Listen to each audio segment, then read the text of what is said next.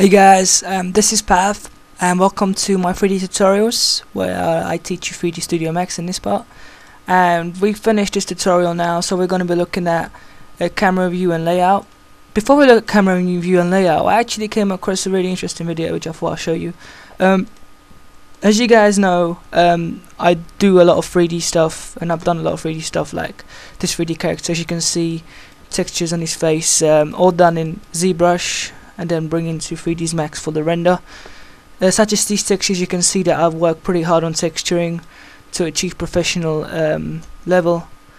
You know, I've done a load of things, and my most successful, no, not most successful, but pretty damn good was this render right here. As you can see, it looks pretty damn good, and there's water droplets coming down.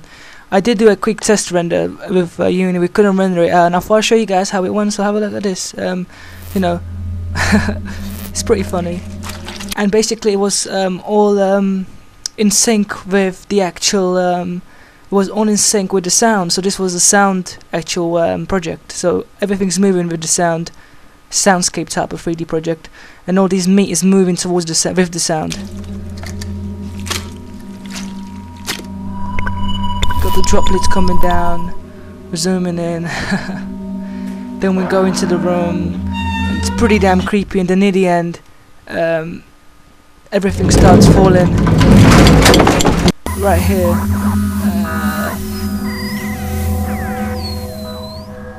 But on this, as you can see, it's a pretty dark scene. If you look right here, if I can just pause it for you, it's a pretty dark scene, and it was pre-composed in After Effects. And this is how it's meant to look. But I'll do that few effects and stuff because we couldn't render it out in high quality, because render like this would take 1 hour per frame. We had to render it out in really low quality due to the insufficient time. And now back to 3ds as I promised. Sorry about that, got a phone call. I can't actually accept it, but yeah, so here we are, and in 3D Max, and we're going to be looking at the views today, as I promised. So thanks for watching that video, and you know, I like to keep you focused during my sessions.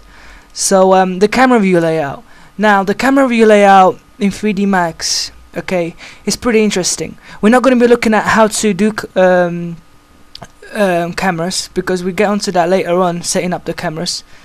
But basically what we have is we have different perspectives.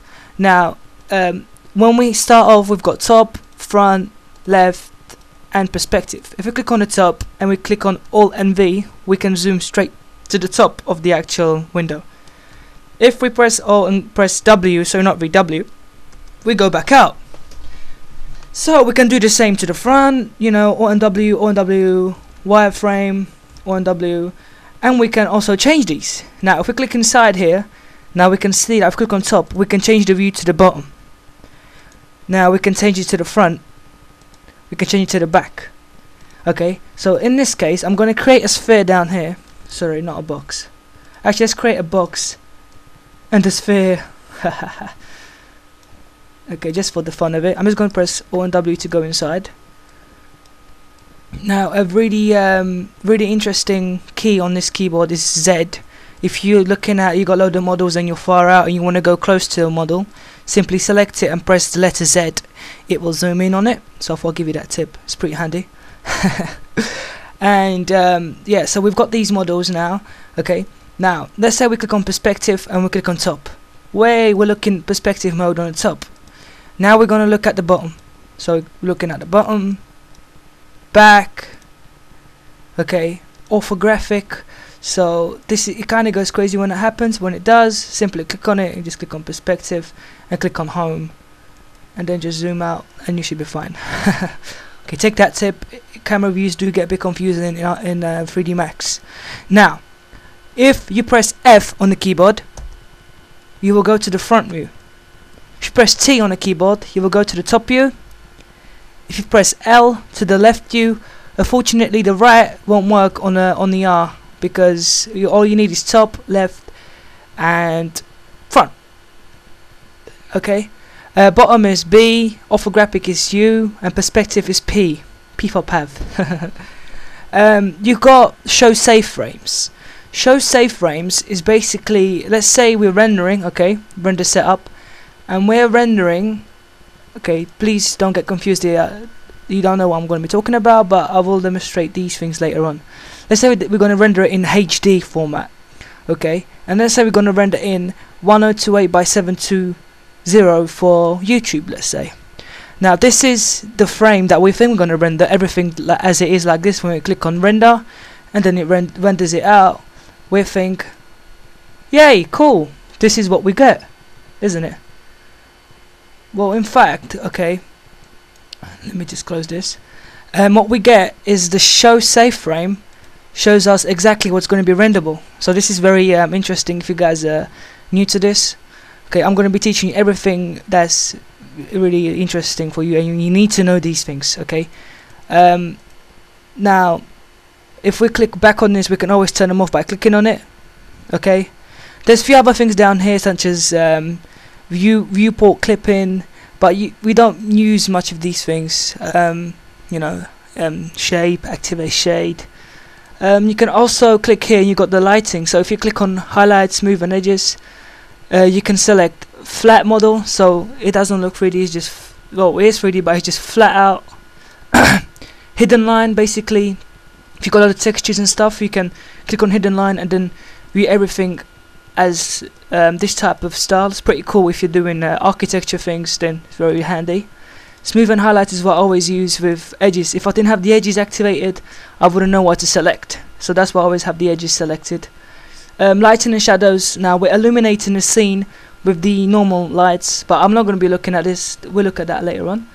Now this is mainly the views. I'm going to press Alt and W again to get out.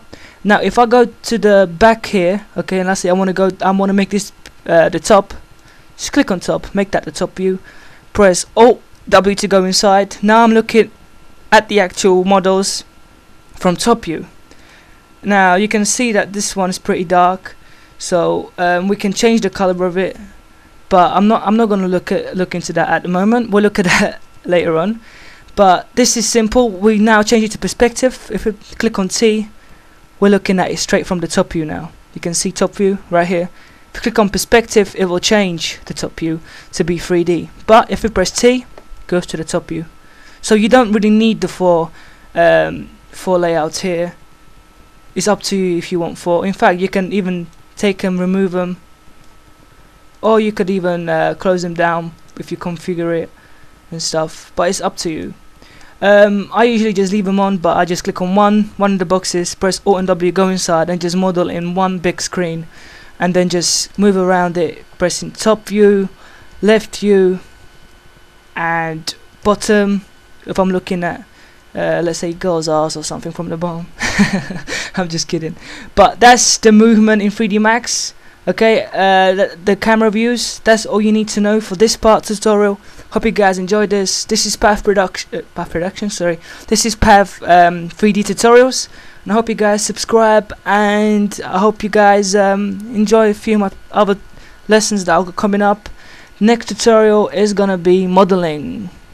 We're gonna look more into modeling now. So yeah, let's have a look into modeling.